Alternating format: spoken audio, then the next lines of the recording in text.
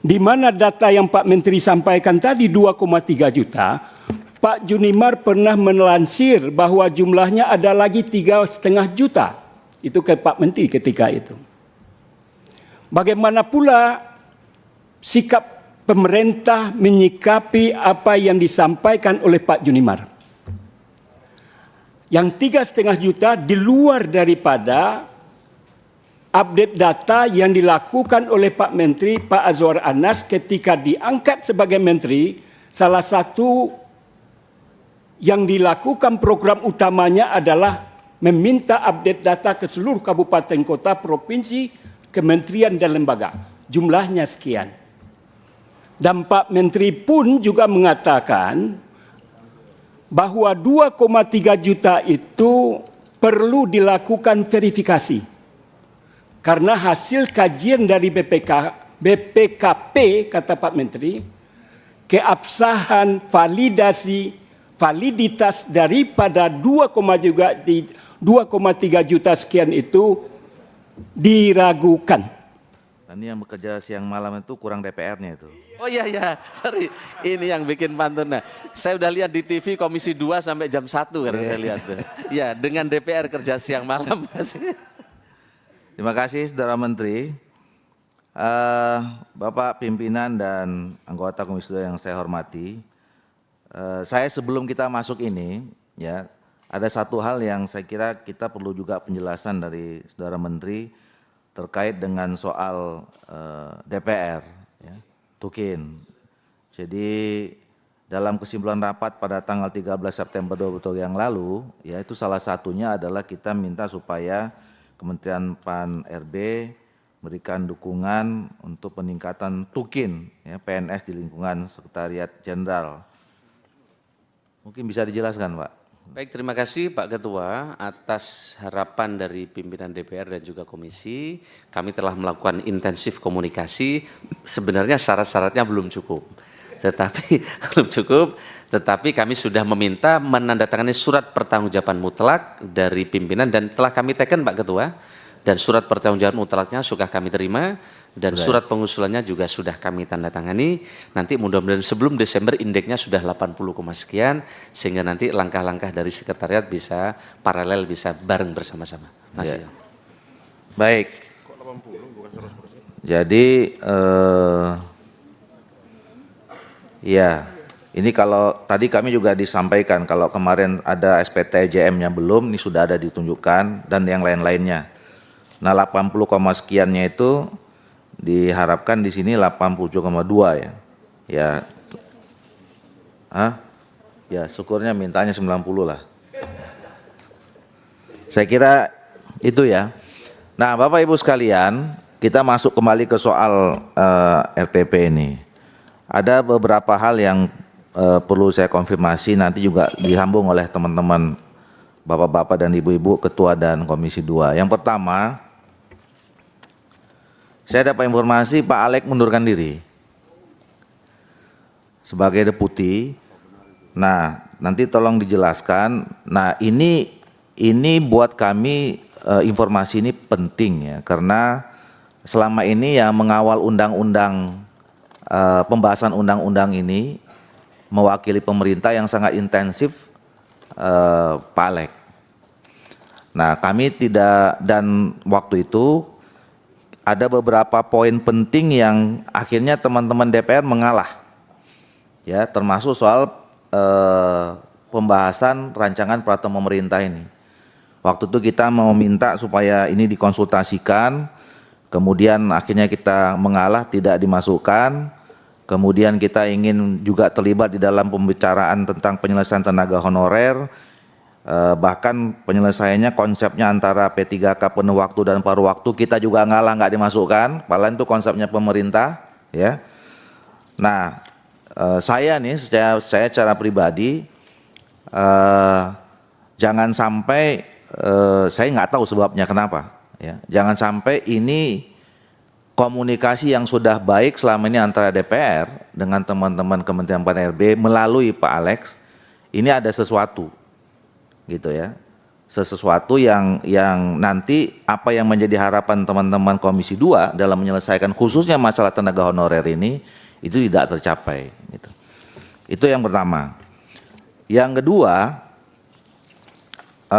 soal penyelesaian tenaga non ASN yang dimulai dari database ya.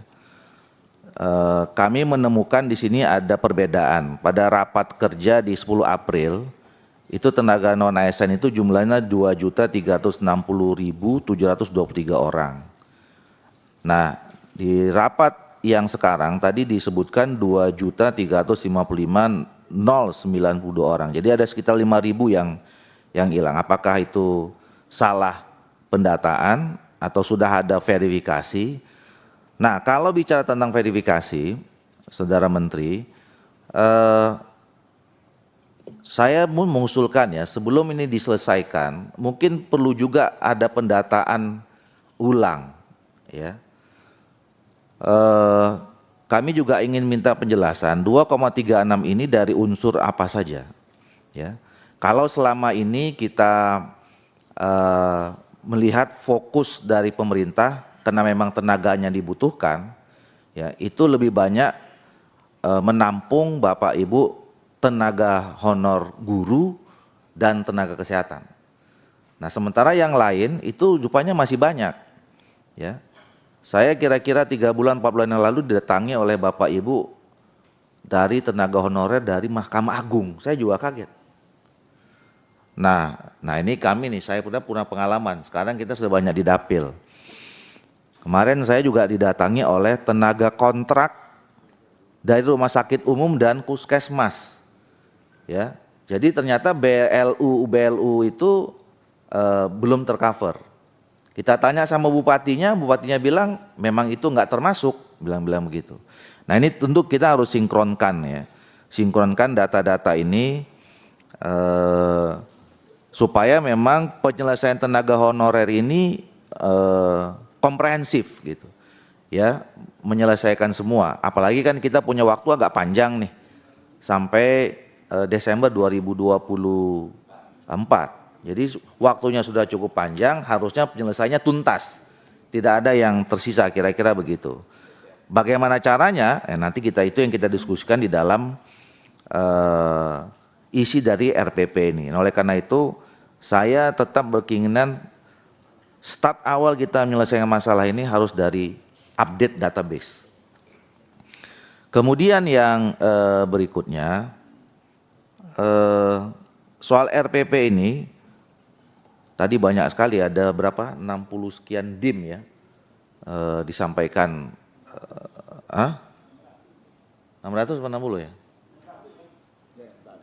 600 dim dan di dalam undang-undang itu memang dimaktubkan di situ PP ini paling lambat 6 bulan. Dan tadi sudah ada dibuat skenario kira-kira sampai April. Nah saya nggak tahu, nanti kita bahas apakah kita maksimalkan sampai 6 bulan April itu cukup untuk bisa menyelesaikan masalah tenaga honorer secara tuntas. Kalau misalnya kita sambil nunggu PP, apa yang kita bisa upayakan terhadap penyelesaian mereka ini? Kira-kira begitu.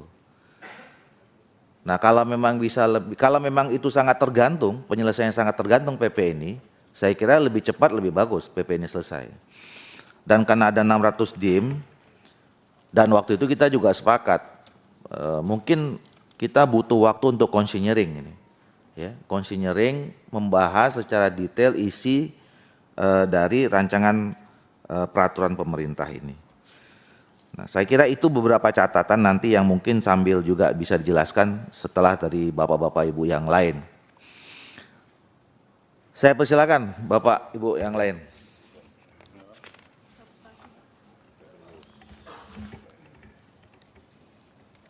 Pak Junimat, Pak Samsurizal, Pak Mardani, Pak Muras, Pak Gaus, Pak Hugua, kemudian Pak Ongku, Pak Andi, Pak Endro sama Pak Andayani. Oh ya, saya harus perkenalkan nih, Mas. Kemudian Pak Amin, Pak Hergun, Pak Epriadi. Sini cukup ya? Sini cukup, kiri cukup. Cukup, oke. Mana lagi? Oke. Silakan Pak Junimat. Ya, makasih Ketua. Assalamualaikum warahmatullahi wabarakatuh. Salam sejahtera kepada kita semua. Bapak Ibu sekalian, Saudara Menteri dan jajarannya, hari ini kita melakukan RDP. Ada 3 poin. Yang pertama menyangkut progres penyelesaian tenaga non-ASN, yaitu honorer dan sejenisnya. Yang kedua, perkembangan pendataan non-ASN dan penataan secara bertahap. Yang ketiga, skenario penataan XTHK2 dan tenaga non-ASN. Nah, Saudara Menteri dan jajaran yang kami hormati, ketika saya membaca tentang perkembangan pendataan non-ASN dan penataan secara bertahap, ya berdasarkan SPTJM, ya Saudara Menteri menyampaikan total 2.355.092, ini SPTJM Pak, SPTJM. Nah yang jadi masalah sesungguhnya Saudara Menteri, ya SPTJM ini khususnya daerah, ini tidak transparan Pak. Kenapa tidak transparan?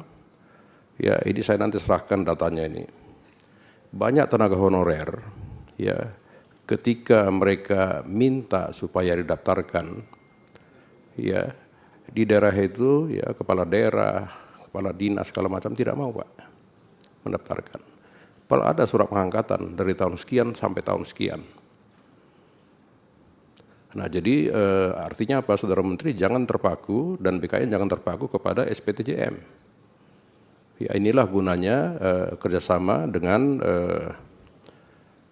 BPKP untuk melakukan audit data, Pak. Dari dulu saya sudah katakan bahwa sekarang ini kalau dulu ada mafia pertanahan, sekarang ada mafia tenaga honorer. Ini fakta Pak di lapangan nih. Ya. Nah, yang berikutnya tentang aplikasi BKN. Saya tidak tahu apakah ini benar, tapi saya kira mereka tidak bohong lah Pak. Ketika mereka sudah masuk aplikasi BKN, itu bisa tiba-tiba hilang Pak. Di semua daerah begitu. Hilang Pak datanya Pak. Hilang datanya. Ini masih honorer. Belum lagi ya ASN yang sudah calon ASN sudah nyatakan lulus, tiba-tiba hilang Pak. Nah, saya punya datanya nih. Hilang, kok bisa? Dinyatakan lulus, mereka sudah dapat SMS, terus muncul lagi Pak. Ya, muncul, dinyatakan tidak lulus, atau hilang Pak datanya. Nah, ini bagaimana ceritanya? Kan tidak mungkin di BKN itu ada mafia juga Pak. Tolong dicermati nih Pak. Saudara Menteri mencermati ini, jangan Saudara Menteri kerja, tapi di bawah itu kerja, nggak beres juga. Iya kan? Kan di bawah ini kan tidak dipanggil presiden, yang dipanggil menteri. Nah bagaimana kalau surat itu masuk ke presiden dari masyarakat? Nah, ini bagaimana Saudara Menteri mengenai ini? Iya kan? Belum lagi, misalnya ini kan masih SPTJM. 2.355.092. Sesungguhnya yang tidak SPTJM itu lebih banyak Pak. Ini bagaimana?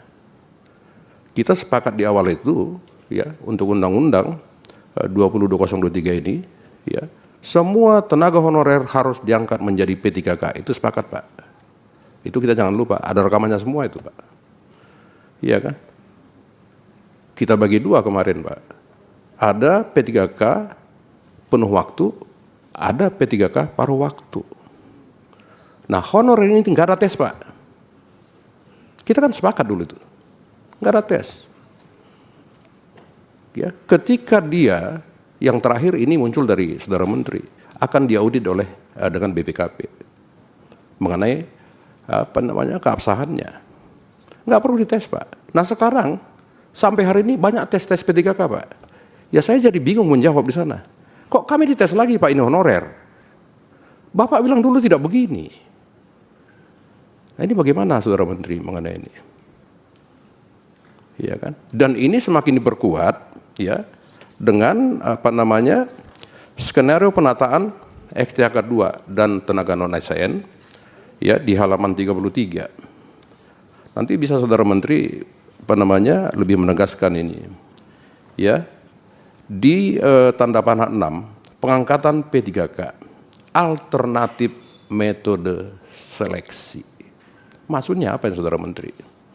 Ya, A, seleksi P3K penuh waktu, B, pengalihan status P3K paruh waktu, C, metode lainnya. Ini maksudnya apa? Ini kan semua nggak ada kepastian hukum, Pak, kalau begini. Iya kan, kita sudah sepakat dari awal, dari berapa tahun lalu, Pak. Iya kan, semenjak almarhum Pak Cahyokumolo kita sudah bicarakan ini. Iya kan? Maka tadi kalau Pak Ketua mengatakan tentang Pak Alex, mestinya beliau yang paling paham ini, Pak. Tiba-tiba beliau, kalau istilah lagu, sirna beliau itu, Pak. Hilang beliau, nggak tahu di mana sekarang. Ini bagaimana, Pak? Coba saudara menteri ya nanti bisa menjelaskan maksudnya apa? Ya tanda panah 6 ini pengangkatan P3K titik 1 alternatif metode seleksi. A, seleksi P3K penuh waktu, B, pengalihan status P3K paruh waktu. Loh, kok paruh waktu, kok masih ada tes-tes ini, Pak? Kalau tenaga honorer masih dites, sekarang dites loh mereka, Pak. Saya nggak bisa jawab di sana. Pak, Bapak bilang kemarin ada buktinya itu di YouTube, Pak. Kok kami sekarang dites lagi nih? Iya kan? Kalau tadi saudara menteri mengatakan fresh graduate, ini dulu selesaikan, Pak. Jadi kita nggak mau munculkan masalah baru lagi, Pak. Ini masalah hidup anak istri. Kan begitu, saudara menteri. Saya amat tahu lah beban menteri ini sangat berat sekarang ini, Pak. Sangat berat sekali, Pak. Menampung semua. Kan begitu. Iya kan? Tentang audit data, verifikasi dan validasi data oleh BPKP dan BKN. Tadi saudara menteri mengatakan anggaran. Nah, ini bagaimana, Pak? Kalau kita sudah bicara anggaran, BPKP tidak punya anggaran. Bagaimana solusinya ini? Padahal ini perlu untuk audit dalam rangka untuk ya menghilangkan istilah mafia tenaga honorer, Pak. Ini kan nanti bisa deadlock juga ini. BPKP tidak punya anggaran. Nah, bagaimana solusinya ini, Pak? Saudara Menteri, ini udah kepala BKN belum? Sudah? Belum? Masih PLT? Terus nanti bisa dijawab ini, Pak. Masih banyak saudara menteri masalah-masalah ya tentang non ASN ini. Ya, belum lagi Satpol PP. Itu bagaimana saudara menteri? Kemenpan itu BKN harus jemput bola, Pak, mengenai ini. Jangan ini selesai muncul lagi yang lain, Pak. Muncul lagi yang lain, Pak. Enggak selesai-selesai ini urusannya. Belum lagi masalah guru yang selama ini banyak sekali, tenaga kerja kesehatan, tendik, Pak, tenaga pendidikan, bukan tenaga pendidik, Pak, gitu loh. Ini tendik bagaimana? Tendik itu ribuan, Pak. Mereka juga honorer, ya. Belum lagi para honorer yang di Kejagung, kepolisian, dan instansi lainnya. Ini bagaimana komunikasi, ya, Kemenpan, BKN. Jadi kita jangan membuat bom waktu juga mengenai ini, Pak. Ini mesti jelas, Pak. Dan aplikasi BKN itu, sekali lagi tolong, Pak, tolong Ibu, dikoreksi. Ya, di SMS-nya mereka nyatakan lulus dan melengkapi 1, 2, ya kan? Tetapi ketika mereka masuk, udah nggak bisa. ini bagaimana? Ini suara para tenaga honorer, suara para tenaga calon ASN yang dinyatakan lulus tapi tak lolos. Kenapa nggak lolos? Hilang datanya, Bu. Bu Imas ini bagaimana? Bu Imas kan paling ahli nih yang gini-gini. Iya kan? Gitu loh. Mestinya Bu Imas saja jadi kepala BKN RI. Kalau saya pribadi, karena beliau paling paham mengenai ini. Kasihlah kuota untuk perempuan juga, Pak Menteri. Iya kan? Gitu loh. Ini teman-teman Komisi 2 kalau telepon Bu Imas ini sangat welcome, menjawab Pak Ketua. Iya kan? Ini enggak ada KKN, Saudara Menteri, enggak, kita bicara yang fakta saja mengenai ini. Nah itu, ya kan? Saya kira itu Pak Menteri paling perlu, ya, yang harus dicermati. Ya. Kalau total SPTJM itu 2.300.000 sekian, ya kan? Data di kami itu lebih banyak data di luar SPTJM, Pak. Ini bagaimana solusinya mengenai ini? Ya kan? Tadi saya ngobrol-ngobrol dengan Pak Ketua, ya ini kita bikin konseling aja dulu Pak Ketua. Ya untuk RPP ini. Ya ini menyangkut ya hidup khususnya para tenaga honorer, Pak. Kita juga motivasi kita dulu merevisi ini adalah tenaga honorer. Di luar itu tambahan-tambahan saja Pak untuk unfull, untuk memenuhi saja. Gitu Pak.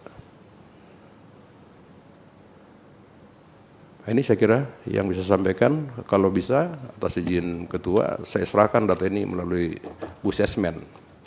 Ini data yang tidak bisa masuk, yang tidak masuk ke aplikasi BKN. Ini contoh, banyak Pak di saya ini. Cuman saya verifikasi juga, saya punya tim verifikasi ini datanya Pak. Ini yang lolos dari data saya. Kita juga punya data Pak, bukan hanya BKN, walaupun BKN suka hilang-hilang datanya. Silakan Bu Sesmen.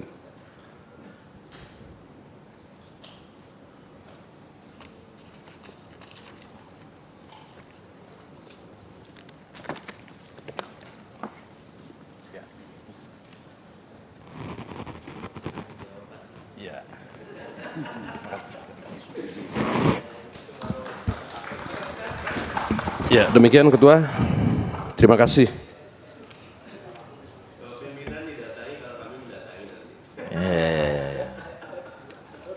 Terima kasih Pak Junimat. Selanjutnya Pak Samsul Rizal. Bismillahirrahmanirrahim. Assalamualaikum warahmatullahi wabarakatuh. Menteri Pan RB, Kepala BKN, dan seluruh jajaran yang hadir saat ini. Dan tentunya pimpinan Komisi 2 dan yang kami banggakan para anggota Komisi 2 yang hadir saat ini.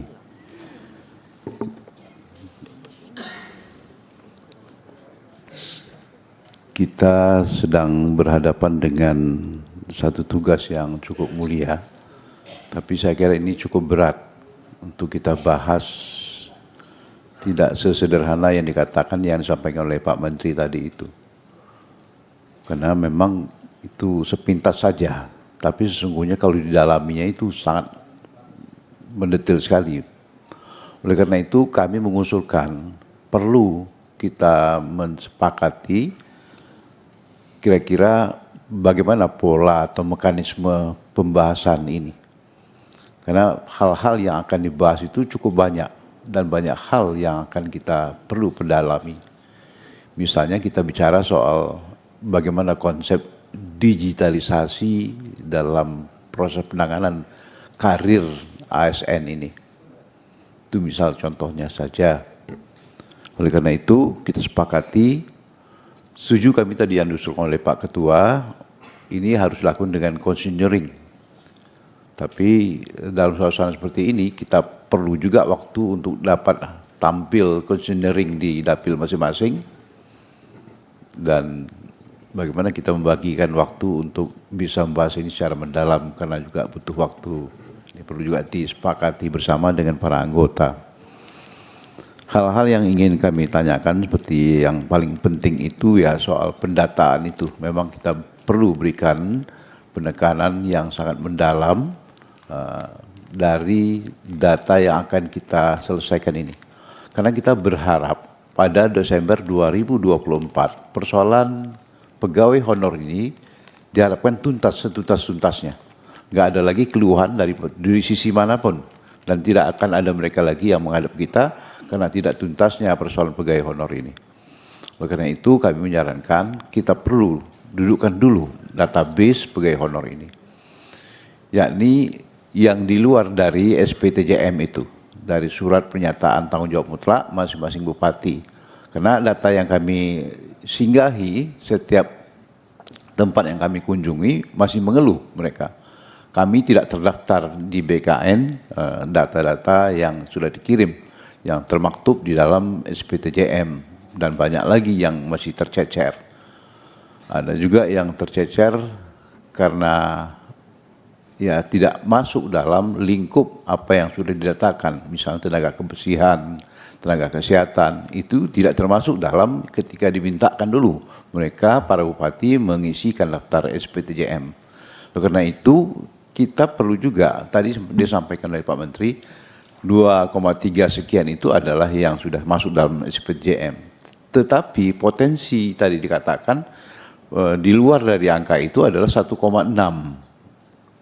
juta. Jadi ini satu angka yang juga tidak akan sederhana karena nanti mereka akan ribut lagi. Kalaupun kita sudah selesaikan sampai dengan Desember kalau tidak kita atasi persoalan itu. Jadi ini yang perlu kita tekankan. Pertama ya soal data itu. Kami menginginkan agar semua pegawai honor ini didapatkan, ditemui penyelesaiannya. Apakah nanti mereka akan masuk dalam daftar tenaga honor yang penuh waktu atau paruh waktu. Yang penuh waktu tentunya akan berlaku ke depan dalam pasal-pasal ini sampai mereka itu diperbolehkan menerima uang pensiun. Itu target kita. Tapi terhadap mereka yang paruh waktu ini bagaimana penyelesaiannya dan bagaimana pengaturan mereka. Kita yakini mereka tidak sama dan tidak serupa apa yang potensi yang mereka miliki masing-masing, pasti berbeda. Oleh karena itu penanganan terhadap mereka itu masing-masing juga harus dibedakan. Karena mustahil kita bisa menyamakan mereka, sementara ini yang sekolahnya sampai di sini, ini yang sekolahnya di sini, ini pengalaman kerjanya sampai di sini, ini pengalaman kerjanya hanya bersifat misalnya petugas kebersihan untuk yang unskilled. Tapi ada juga mereka yang harus masuk ke dalam kelompok kategori yang manajerial, ya, jabatan yang punya jabatan manajerial. Sampai seperti itu nanti konsep kita harapkan untuk kita sediakan kepada pegawai honor yang memang mereka punya potensi untuk sampai pada jabatan manajerial nantinya. Walaupun nanti ada yang non manajerial sebagai tenaga pelaksana. Itu yang pertama berkaitan dengan pendataan. Yang kedua kami ingin memberikan perhatian soal pemberhentian pegawai yang tidak mencapai kinerja. Saya kira untuk Indonesia saya belum tahu persis itu bagaimana mengukur kinerja dan itu akan menjadi absolut dia sebagai sebuah keputusan memang betul-betul tidak keliru ketika kita melakukan pemberhentian terhadap mereka. Oleh karena itu kami perlu mengetahui kira-kira bagaimana cara pengukuran target kinerja tadi yang dikatakan oleh Pak Menteri. Kalau mereka tak sampai pada pencapaian target, mereka bisa diberhentikan. Tapi ini yang kita perlu dudukkan kira-kira. Oleh karena itu pembahasan ini tidak sebentar saya kira, akan sangat lama. Jadi memang tidak sederhana Undang-Undang ASN ini karena penyiapannya pun 2 tahun 9 bulan. Saya kira PP-nya pun tidak akan semudah itu. Tapi kita punya target, kita sudah bagus itu, 6 bulan sudah selesai. Tapi persoalannya cukup banyak yang akan kita harus selesaikan. Kemudian ketika mereka akan diberikan penetapan talent mobility itu, jadi mobilitas talentanya itu yang perlu kita juga kaji, itu kira-kira bagaimana sih ya kita membuatkan dan komite talentanya siapa yang kita tunjuk dan bagaimana cara menunjuk komite talenta itu. Jadi ini merupakan satu hal yang juga tidak terlalu sederhana Pak Menteri. Barangkali ini juga akan memberikan memerlukan pembahasan untuk kita. Kemudian yang tadi yang disampaikan oleh Pak Menteri juga ya, yang saya ambil aja beberapa hal, reciprocal. Pasal 20 dalam undang-undang itu tentang peluang pegawai ASN untuk bersama-sama bekerja di instansi TNI dan Polri. Ya, tadi diusulkan Pak Menteri bahwasanya akan perlu dilakukan perubahan Undang-Undang TNI Polri, Undang-Undang nomor 34 tahun 2004 itu tentang TNI dan Undang-Undang nomor 22 tahun 2002 tentang Polri. Saya kira itu juga perlu kesepakatan apakah mereka bisa menyesuaikan dengan kita atau kita menyesuaikan dengan mereka. Karena itu toh selama ini belum pernah kita coba menggabungkan apakah TNI bisa menerima usul pasal 22 ini, pasal 20 Undang-Undang 20 tahun 2023 ini. Jadi itu yang kemudian tadi yang soal rekrutmen ASN tadi itu ya untuk soal kebutuhan yang dikatakan tadi harus ada fleksibilitas dalam hal waktu dan fleksibilitas dalam hal peluang atau jenis pekerjaan yang akan diterima di masing-masing instansi tadi itu. Bagaimana pengaturan ini? Karena kita tahu persis instansi itu banyak sekali jenisnya.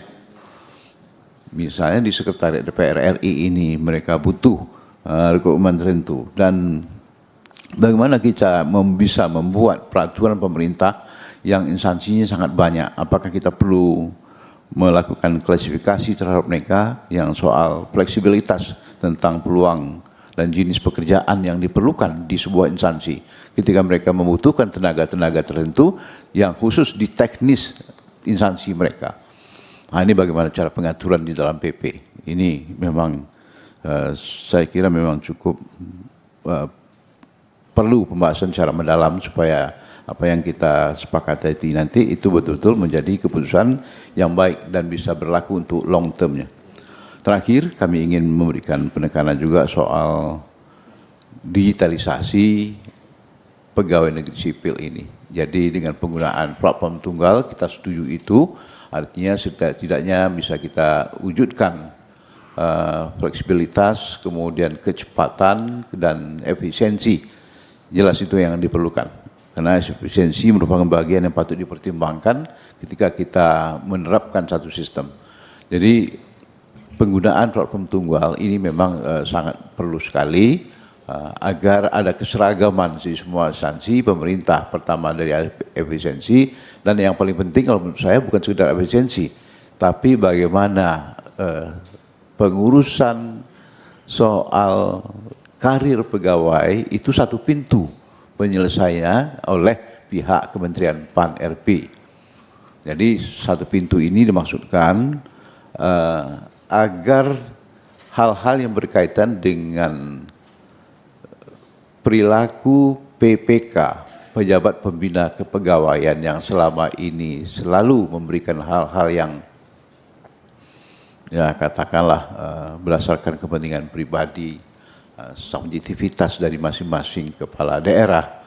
Mungkin hal itu sedikit banyaknya lama-kelamaan kita bisa akan kurangi dengan efektivitas penyelenggaraan sistem digitalisasi rekam jejak daripada pegawai-pegawai. Artinya ke depan tentunya kita harapkan karir pegawai tidak lagi ditentukan oleh unsur-unsur yang berkaitan dengan subjektivitas yang dimiliki dan dikuasakan kepada pejabat pembina kepegawaian. Tapi betul-betul dari rekam jejak dari digitalisasi itu. Tapi ini kita ketahui, ini memang tidak mudah karena banyak negara pun yang kita coba lihat seperti di Belanda itu hal ini belum optimal diterapkan. Di Korea juga belum optimal bagaimana rekam jejak untuk bisa menjadikan itu sebagai alat untuk penentuan karir pegawai negeri. Ya masih juga ada pengaruh subjektivitas dari yang mengambil keputusan, terutama yang PPK-nya. Jadi ini yang perlu kita rumuskan dan kami berharap, kami sudah lama juga menunggu kira-kira bagaimana sih konsep digitalisasi yang akan diterapkan itu sehingga betul-betul peran kepala daerah atau peran pejabat pembuat atau pembina kepegawaian itu bisa dikurangi atau dihilangkan sama sekali. Jadi tidak ada lagi pertimbangan subjektivitas. Oh ini dulu atau kampanye, ini orang tuanya dukung aku, ini perlu diangkat menjadi kepala dinas, ini kepala dinas itu untuk kepala daerah atau menteri-menterinya. Jadi ini yang perlu kita kita mendukung dan mohon dapat nanti ditunjukkan kepada kami bagaimana konsep digitalisasi yang bisa melakukan rekam jejak terhadap karir pegawai itu. Dan kita akan berpedoman ke situ nantinya pada suatu ketika.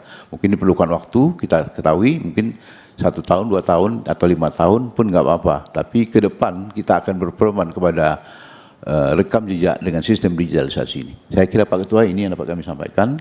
Terima kasih. Assalamualaikum warahmatullahi wabarakatuh. Assalamualaikum warahmatullahi wabarakatuh. Terima kasih Pak Samuel Rizal. Pak Mardani. Kasih pimpinan, bismillahirrahmanirrahim. Assalamualaikum warahmatullahi wabarakatuh. Alhamdulillah, Allahumma sholli ala Sayyidina Muhammad. Amma ba'd. Selamat pagi dan salam sejahtera untuk kita semua, pimpinan, anggota Komisi 2, rekan-rekan Pan RB, BKN, dan seluruh jajaran.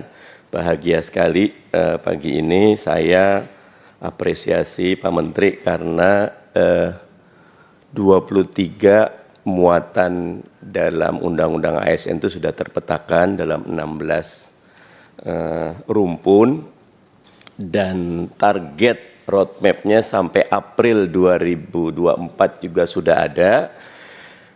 Walaupun izin Pak Menteri, saya mendalami beberapa hal ya.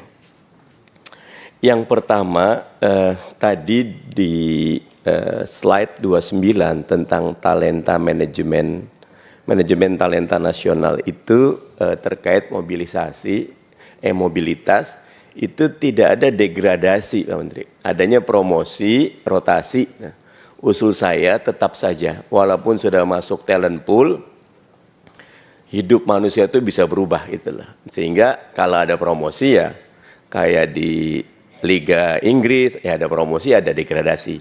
Usul saya, apa tidak tercantum atau tidak tertulis, kalau sudah ada lebih bagus. Karena buat saya, yang kita buat kemarin itu luar biasa. Nah, berikutnya, ini terkait dengan RPP Pak Menteri. 2 RPP ini yang tadi diusulkan, saya cuma teringat, the evil is in the detail ya. Kita harus betul-betul menyadari Indonesia itu tidak seragam. Tadi bagus sekali Pak Menteri udah banyak itu. Tapi ini harus dikawal, jangan sampai di RPP-nya balik lagi kita ke mental lama. Mau sentralisasi, mau semuanya seragam. Padahal saya pernah diundang sama LAN di Makassar itu. Mereka Indonesia Timur, 14 provinsi Indonesia Timur itu mereka bilang mereka nggak perlu raskin gitu loh. Karena mereka banyak, mereka tidak perlu BLT gitu loh. Nah, sehingga emang dengan desain Undang-Undang ASN yang sangat lentur, yang memberikan banyak kebijakan, sudah sangat bagus. Tapi saya titip pesan Pak Menteri, karena RPP-nya domainnya eksekutif, mohon titip dijaga agar semangat kelenturan, fleksibilitas, adaptif, termasuk tadi bagaimana kita berpikir jauh ke depan ya, karena ini luar biasa ya. Dalam kerangka yang di halaman 4 ini, pelayanan publik yang lebih baik dan yang paling penting masyarakat yang lebih sejahtera ini tercakup dengan sangat baik di sini. Saya cuma titip itu aja Pak Menteri. RPP-nya, dan kalaulah boleh seperti kita bahas Undang-Undang ASN, Undang-Undang ASN itu agak lucu Pak Menteri. Itu tuh undang-undang inisiatifnya kami gitu loh. Tapi yang inisiatif dan yang banyak proaktif teman-teman kementerian, buat kami nggak ada masalah gitu. Nah, harapan kami pola kerja seperti ini untuk RPP bisa kita jalankan sehingga betul-betul hasilnya nanti langsung bisa adaptif, aplikatif, dan bisa bermanfaat buat semua. Poin 2, Pak Menteri, saya tetap ingin KASN Pak Menteri. Salah satu kepentingan KASN kan menjaga netralitas gitulah. Tadi memang buah si malakama ya, ketika kita pengawasan remnya dikencengin, gasnya ya nggak jalan, tapi gasnya dikencengin, remnya bisa jebol, sehingga dalam 1 bulan, 2 bulan, kepala daerah baru, pejabat baru bisa langsung mutasi yang ujung akhirnya nanti jangan-jangan kita KKN lagi gitu. Nah, saya ingin mendapat penjelasan terkait KASN ini Pak Menteri, khususnya menjelang pemilu 2024. Kalau dulu kan ada ya 6 bulan sebelum masa berakhir tidak boleh dilakukan mutasi. Sekarang berapa bulan Pak Menteri? Dan seperti apa polanya? Dulu Pak Menteri menyatakan itu diserahkan kepada BKN. Kalau boleh dijelaskan mekanisme di BKN seperti apa sehingga kita tetap bisa menjaga. Oke, kita memberikan kelenturan kepada Chief Executive Officer di satu tempat itu untuk melakukan tugas fungsinya, mencari the dream team-nya, line up terbaiknya, tapi pastikan tidak ada, apalagi ini menjelang pemilu Pak Menteri ya. Dan saya juga khawatir gitu karena pemilu 2024 ini pemilu yang agak seru-seru, ada anak presiden maju juga gitu Pak Menteri. Ya kita tetap ingin kalau ada KSN saya lebih tenang gitu. Sekarang KSN-nya nggak ada gitu Pak Menteri.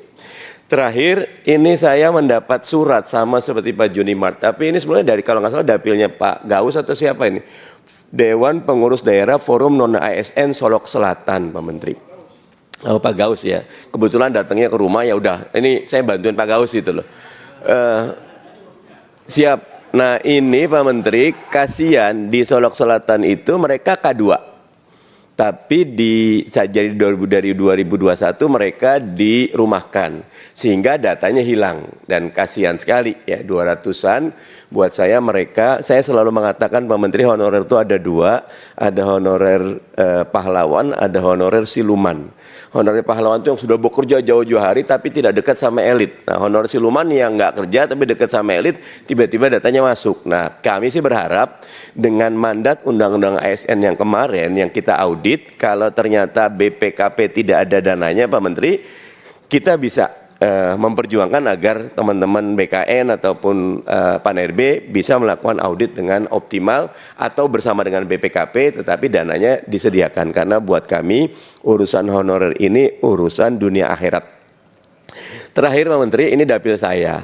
Di DKI ada honorer K2 7 ribuan saja gitu dan DKI ini dibandingkan dengan provinsi lain beda Pak Menteri karena provinsi lain mengajukan non K2. DKI cuma K2 saja yang diajukan sehingga kalau mau quick wins segera aja diproses itu sehingga bahwa undang-undang ini sudah menghasilkan honorer yang diangkat sehingga dengan demikian message-nya sampai.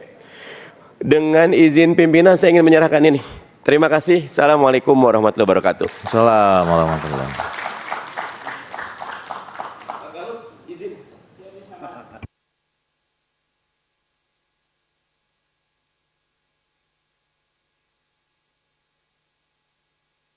Iya, ya. Terima kasih Pak Mardhani. Tapi bukan mau pindah dapil kan Pak Mardhani ya? Oh enggak ya?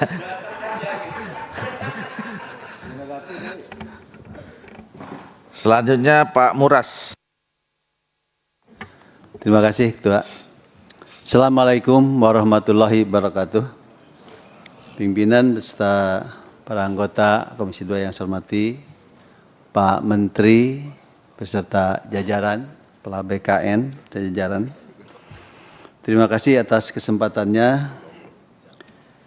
Pak Menteri yang saya hormati, ini saya di halaman 9 tadi dijelaskan tentang 16 ruang lingkup peraturan pelaksanaan Undang-Undang 20 2023. Tapi kalau kita setback ke pembahasan RUU ASN, alhamdulillah sudah jadi ASN.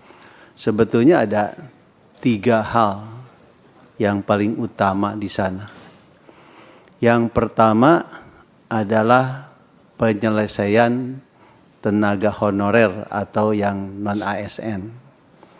Yang kedua masalah sistem merit yang berkaitan dengan jabatan manajerial dan fungsional. Yang ketiga tadi juga sudah banyak disampaikan masalah netralitas ASN. Nah, dari 3 hal itu, mohon maaf Pak Menteri, di sini saya enggak melihat di ruang lingkup ini yang secara khusus seperti apa penyelesaian tenaga honorer itu.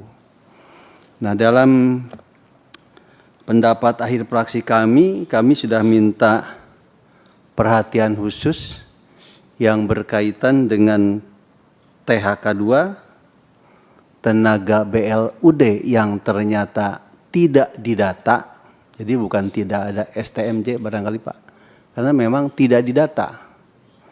Ya.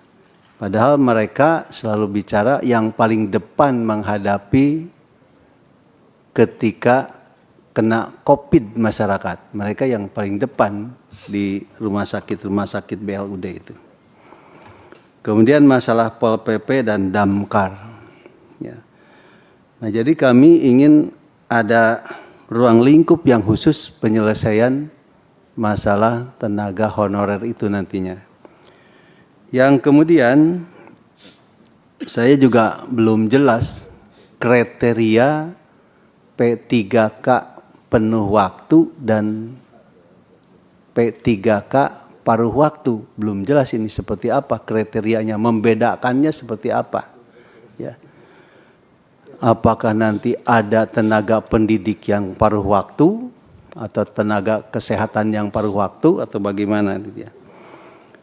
Nah, kemudian yang berkaitan dengan tes P3K yang sekarang terjadi di daerah lah, atau di kementerian juga terjadi. Apakah itu sudah ada instruksi secara khusus dari pemerintah, wabil khusus melalui Kemenpan RB, bahwa sudah boleh melakukan tes P3K begitu kan? Ya. Kalau kami kan berharap tes P3K ini diawali dari para honorer, atau karena tadi ada istilah paruh waktu dan penuh waktu, ya angkat dululah semua honorer ini menjadi menjadi P3K paruh waktu. Ya, diangkat dulu semua paruh waktu begitu Pak. Anggaran ya terserah kementerian dan daerah barangkali, karena mereka kan sudah ngangkat, sudah ada honornya. Nah, dari sana baru dilakukan tes dari P3K paruh waktu untuk menentukan mana yang penuh waktu dan mana yang bukan penuh waktu begitu, mungkin ya segitu yang kami harap. Kemudian ya kami juga melihat bahwa masih banyak daerah yang memasukkan tenaga-tenaga honor ini untuk honornya itu masuk dalam belanja modal. Nah, ini perlu penertiban juga masalah penganggarannya Pak Menteri. Mungkin petunjuknya memang perlu cukup banyak di kementerian. Ya mudah-mudahan dengan begini tidak ada gejolak begitu. Karena kan sekarang nanya-nanya betul sama seperti yang disampaikan Pak Junima tadi. Pak, kami ada tes P3K, minta rekomendasi dan sebagainya. Saya bilang semua juga nanti diangkat jadi P3K sampai Desember 2024. Mungkin itu Pak yang pertama kaitan dengan P3K. Yang kedua kaitan pengangkatan jabatan manajerial atau pengisian jabatan manajerial dan fungsional yang harusnya kan karena kita ingin jadi birokrasi berkelas dunia, ya sistem merit ini harus betul-betul mendapat perhatian. Nah, yang terjadi Pak Menteri ini harus ada kejelasan. Ya, di satu pihak kita menetapkan tenaga pendidik dan tenaga kesehatan sebagai prioritas untuk menjadi ASN, tapi di lapangan kembali terjadi atau mungkin karena kekurangan ASN atau alasan lain, ternyata banyak tenaga pendidik, guru, atau tenaga kesehatan menjadi pejabat di luar dinas itu. Ya. Dan menjadi pejabat struktural di dinas lain. Nah, ini perlu ada aturan yang lebih jelas bahwa kita sudah memprioritaskan, ya mereka nggak boleh pindah dulu lah. Ya, nah akhirnya kan guru dan tenaga kesehatan ini jadi kurang terus begitu. Nah kemudian sistem merit ini kita berharap betul-betul dilaksanakan. Jangan sampai orang diangkat dalam jabatan-jabatan manajerial tertentu karena kedekatan, karena ada bantuan dalam pemilu, khususnya pemilu kada begitu. Jadi ada kedekatan dari kepartaian dan sebagainya. Kita ingin berkelas dunia, jadi netralitas di sana. Demikian juga dengan Tukin, Pak Menteri, ini harus diatur secara baik lah. Nampaknya di daerah juga banyaklah kepala daerah, wah seneng, ini apalagi dekat-dekat pemilu, seneng kasih Tukin yang banyak. Tapi pelayanannya tidak linier dengan Tukinnya. Yang penting mereka mendukung begitu. Nah ini kan nggak bagus begitu. Atau ada juga yang Tukinnya akhirnya lari juga ke jabatan struktural, ke jabatan pangkat begitu ya. Eselon sekian, Tukinnya sekian. Pangkatnya golongan 3, golongan 4 sekian, golongan 1, 2 sekian. Wah ini kembali lagi ke zaman dulu PGPN lagi barangkali ya. Jadi mungkin ini harus ada aturan yang jelas. Orang bekerja diberi Tukin. Orang yang tidak bekerja ya tidak diberi Tukin barangkali. Tadi netralitas AN sudah dibahas oleh yang lain, saya tidak bahas lagi. Tapi memang ini apalagi sekarang sudah dekat-dekat pemilu lah. ASN karena punya hak untuk memilih. Ya, aturan-aturannya ini harus benar-benar diketahui oleh ASN tadi. Jangan sampai ASN yang baik akhirnya tidak mendapat promosi, ASN yang kurang baik karena membantu di kegiatan pemilu akhirnya menjadi dapat jabatan yang lebih baik. Nah ini mudah-mudahan tidak terjadi lagi. Oleh karena itu kami menyarankan Pak Menteri, yang pertama diklat struktural dan diklat fungsional harus betul-betul dikembalikan dilaksanakan.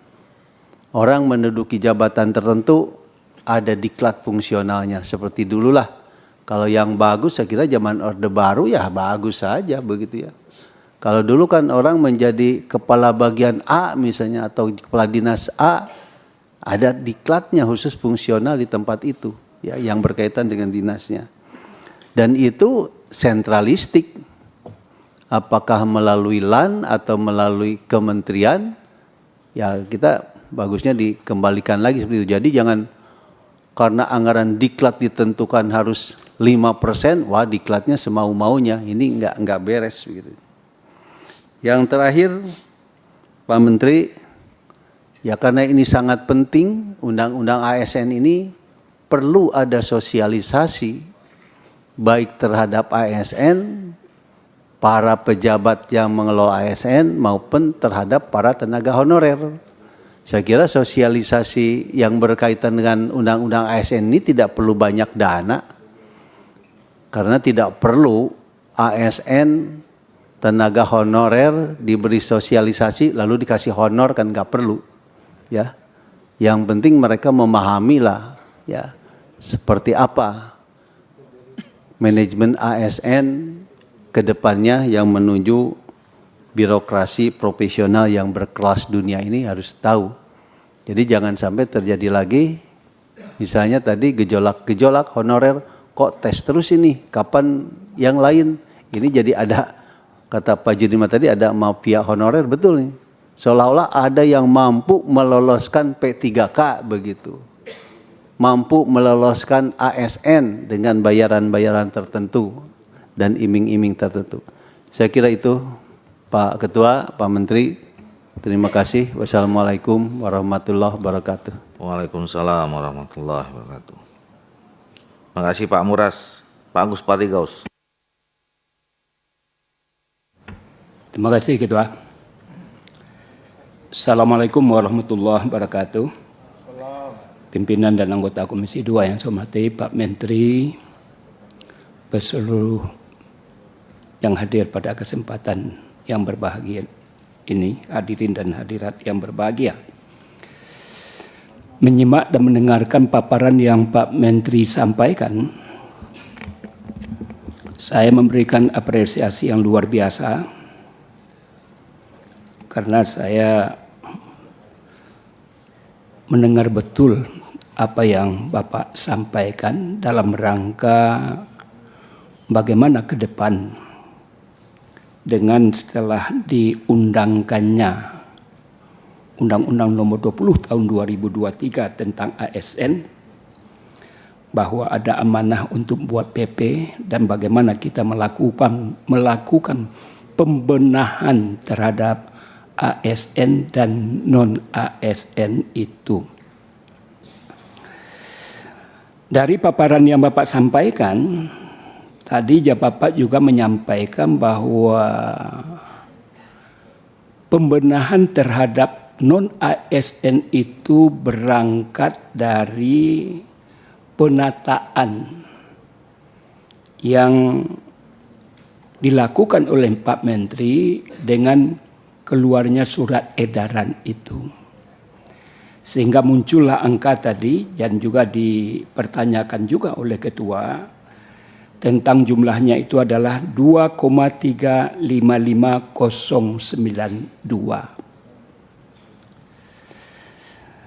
Hal ini tentu penting untuk dilakukan supaya jelas gerak langkah tahapan-tahapan apa dan dari mana kita lakukan. Saya dapat memahami logika berpikir yang disampaikan oleh Pak Menteri. Namun itu tentulah belum menyelesaikan persoalan. Oleh karena itu tentu ada beberapa hal tadi juga sudah disinggung oleh kawan-kawan dan saya juga akan menambahkan informasi terhadap apa yang di luar daripada 2,3 juta itu. Langkah-langkah yang Pak Menteri lakukan, di mana di halaman 28 juga disebutkan untuk agar pelaksanaan ini terukur dan juga supaya jangan menimbulkan persoalan-persoalan baru, Pak Menteri menegaskan kepada PPK untuk tidak melakukan pengangkatan. Saya sangat setuju. Yang jadi persoalan adalah kapan dimulainya kebijakan yang Pak Menteri lakukan itu. Karena di daerah Pak Menteri, Bapak pernah juga jadi bupati. Ini kucing-kucingan. Dibuat surat mundur. Sehingga tidak termasuk kepada kebijakan yang dibuat oleh pemerintah pusat. Yang kedua adalah kita memberikan sanksi kepada PPK yang melakukan pengangkatan terhadap non-ASN. Kita setuju. Namun saya lihat bentuk daripada sanksi itu apa? Karena para pejabat ini sangat piawai juga Pak Menteri. Karena Bapak mengatakan akan dikenakan sanksi sesuai dengan ketentuan dan peraturan yang berlaku. Tidak jelas. Harus jelas. Sehingga ada semacam panis yang diberikan kepada yang bersangkutan, apakah dalam bentuk dana dari pusat, atau sanksinya apa, berkoordinasi dengan Pak Menteri Dalam Negeri dan lain sebagainya. Kalau hanya sekedar ini, saya termasuk orang yang sering mengungkapkan ini di berbagai mass media, tapi terkesan pemerintahan kabupaten kota bisa melakukan sesuatu yang dia tetap melakukan apa yang dia inginkan. Oleh karena itu, supaya kita punya wibawa dalam menegakkan apa yang Pak Menteri sampaikan ini, saya berharap perlu ada ketentuan dan peraturan yang jelas tentang sanksi yang berkaitan terhadap hal tersebut. Kemudian yang berikutnya di nomor 3 itu bagi pegawai non-ASN yang saat ini masih aktif bekerja di instansi pemerintah diberikan masa transisi sejak diberlakukannya PP ini. Yang dimaksudkan masa transisi ini apa Pak Menteri? Sini enggak jelas masa transisi apakah pilihan untuk tetap non ASN atau dia bersedia untuk menjadi P3K. Tadi sudah disampaikan oleh kawan-kawan, ada yang paruh waktu dan full waktu. Di sini tidak jelas apa yang dimaksud oleh kertas kerja yang Pak Menteri sampaikan. Kemudian tadi juga Pak Menteri menyinggung tentang masalah eselonisasi. Saya sudah lama tidak mendapatkan informasi tentang kinerja dari Menpan RB ini berkaitan terhadap kebijakan ini. Ini adalah program yang semenjak dari Pak Menteri yang lama, di mana kami memberikan apresiasi dan saya melihat di sini ada kebijakan dari pemerintah, dari Pak Jokowi untuk melakukan bagaimana birokrasi ini tidak untuk memperpanjang urusan. Kemudian ada kecenderungan juga dalam rangka melakukan rasionalisasi ASN. Saya sering juga ungkapkan ketika saya pegawai negeri sebagai akademisi tahun 86, jumlah ASN dulu namanya hanya PNS. Tidak ada ASN pada waktu, ASN dan lain sebagainya. Jumlahnya 5 juta. Hari ini diperkirakan 4,1 juta.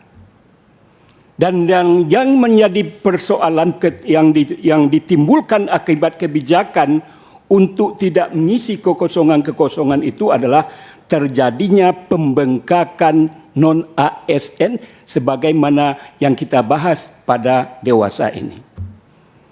Nah, oleh karena itu, saya juga mendengar tentang jabatan fungsional.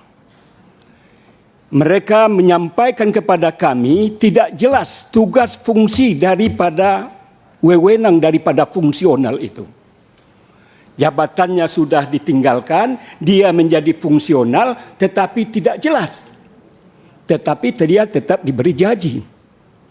Ini kan juga sayang.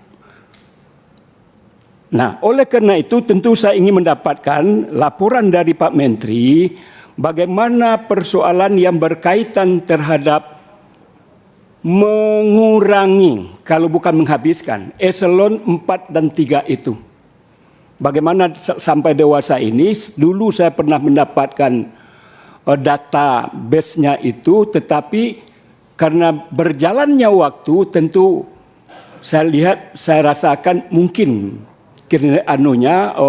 program daripada Pak Menteri ini makin lama tentu makin sesuai dengan harapan dan keinginan itu.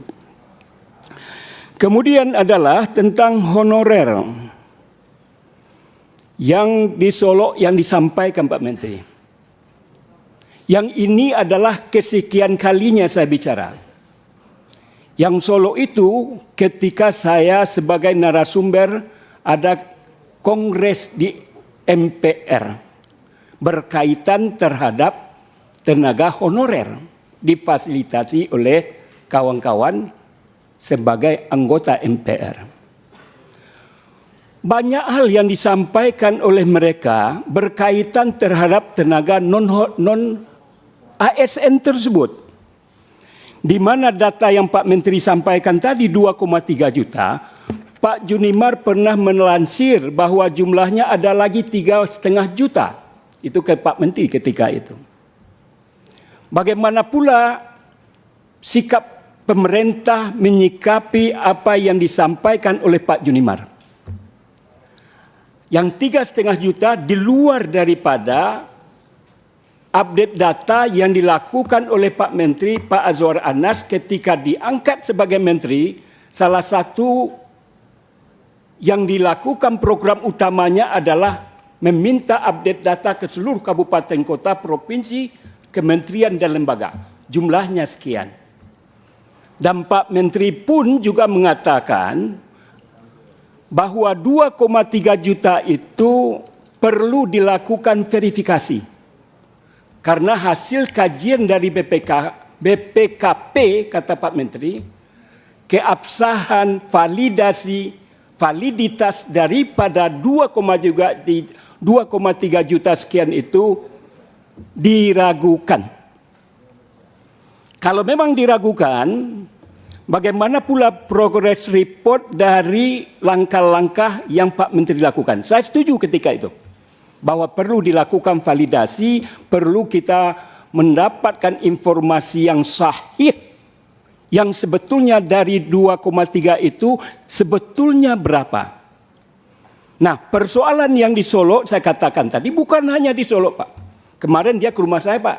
Saya baru datang tadi pagi dari Dapil dalam rangka menghadiri rapat ini. Mereka itu, Pak, saya tambahkan informasi apa yang disampaikan oleh Pak Junimar.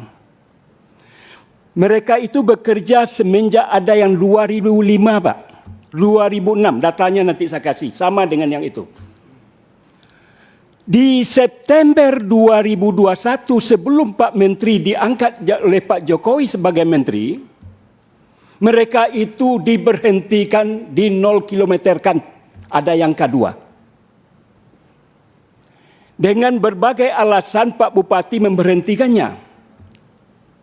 Masalah anggaran, masalah ada temuan. Ternyata beberapa bulan setelah itu dia mengangkat lebih dari 572. Artinya kalau surat Pak Menteri tadi, kan ada persyaratan untuk mengupdate data. Minimal bekerja 1 tahun. Kalau saya tidak salah. Orang-orang ini dikorbankan yang sudah bekerja 8 tahun, 7 tahun dan lain sebagainya. Gara-gara di 0 kilometer kan, dia tidak dimasukkan ke update data itu. Yang jumlahnya adalah 792 orang. 579 orang. 692 orang, Pak Menteri. 692. Dan tidak hanya ini, Pak Menteri. Saya ketika ke Dapil di Kabupaten Padang Pariaman, ini pun juga saya sampaikan ke Pak Menteri, tapi saya belum mendapatkan jawaban apa solusi yang diberikan oleh pemerintah terhadap orang-orang yang dicecer dan dicecerkan.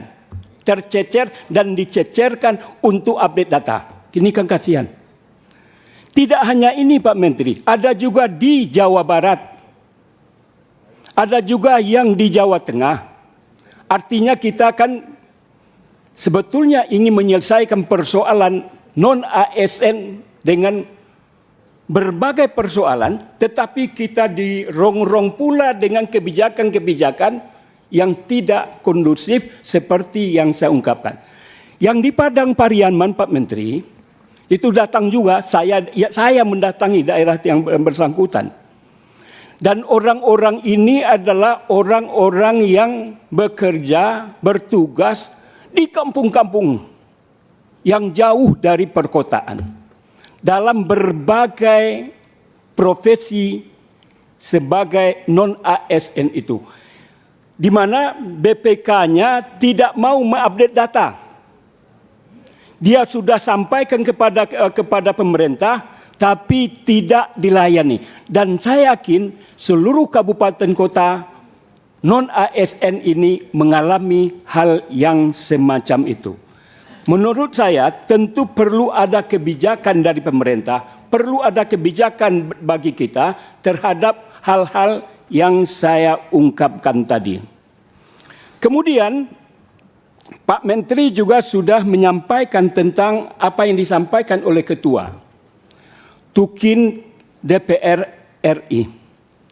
Ini mungkin yang sudah kesekian kalinya dan saya malu untuk mengungkapkan lagi. Namun Pak Menteri sudah membuka ruang yang seluas-luasnya kebijakan yang akan diambil oleh Pak Menteri. Tentu saya memberikan apresiasi dan ucapan terima kasih. Namun yang Pak Menteri sampaikan tadi bahwa persyaratannya belum lengkap, ternyata dari bahan yang saya dapatkan, nggak tahu saya nih. Suratnya ini 4 Oktober Pak Menteri. Oh, udah ditekan, alhamdulillah. Mana nih yang BKD tadi nih? Pak Nancy ada tadi? Udah Ketua, aman Ketua. Jadi saya tidak perlu menambahkan apa yang Ketua sampaikan. Tadi saya tidak mendengar sudah ditandatangani. Karena Pak Menteri mengatakan tadi, karena masih ada persyaratan-persyaratan yang kurang, sehingga Pak Menteri belum bisa menandatangannya. Soal itu tentu saya berikan apresiasi yang luar biasa. Mudah-mudahan apa yang diharapkan oleh sekretariat dengan berbagai staf yang ada memberikan apresiasi yang luar biasa. Terakhir, saya juga melihat tadi Pak Alek nggak ada. Saya lihat dari muka nggak ada, di belakang nggak ada, semua ini nggak ada. Saya dikagetkan oleh Ketua. Ternyata Pak Alek tadi informasi yang beliau sampaikan mengundurkan diri. Maaf saja Pak Menteri, dalam pembahasan Undang-Undang 2023 ini peran beliau ini sangat-sangat luar biasa Pak. Berkat beliau menyampaikan dengan kemampuan yang luar biasa itu, kami Komisi 2 dapat memahami dan menerima berbagai hal yang sebetulnya kami berdebat juga dalam persepsi yang kami miliki. Termasuk yang dia sampaikan tentang digitalisasi yang luar biasa. Apa maksud dan tujuan? Bagaimana nanti digitalisasi ini adalah merupakan program yang sangat luar biasa dalam memanage para ASN ini. Tidak ada data yang tidak selesai, tidak ada persoalan yang tidak bisa kita carikan jalan keluar, dan bagaimana aparatur sipil negara ini bekerja secara profesional. Sebagaimana obsesi daripada Pak Menteri, kita ini masuk negara 4 besar.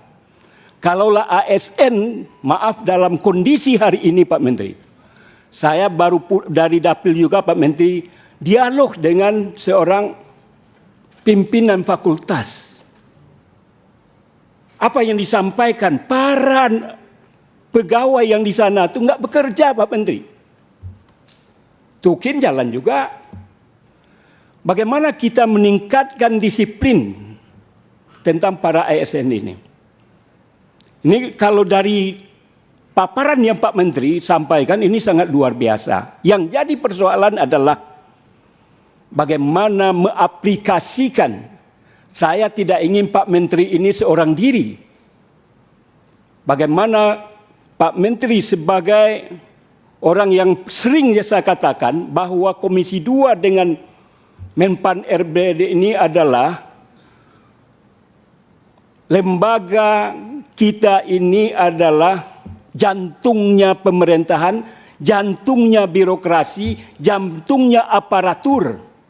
Tetapi kita tentu orang yang bertanggung jawab untuk bagaimana mereka-mereka itu survive dalam melaksanakan tugas dan fungsinya itu.